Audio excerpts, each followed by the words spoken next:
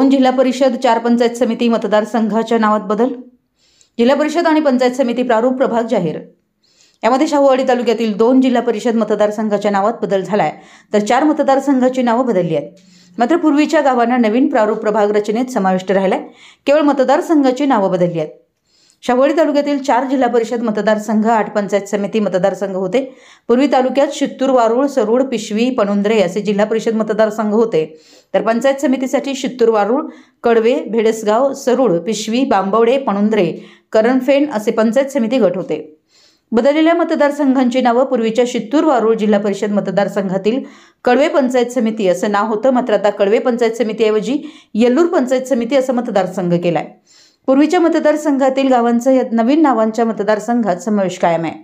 पूर्वी पणुंद्रे जिल्हा परिषद नावानं असलेल्या मतदारसंघाचे नाव अंबर्डे झालं, असं याच मतदारसंघातील करमफेण पंचायत समितीऐवजी येळवण-जुगाई पंचायत समिती मतदारसंघ तयार झालाय।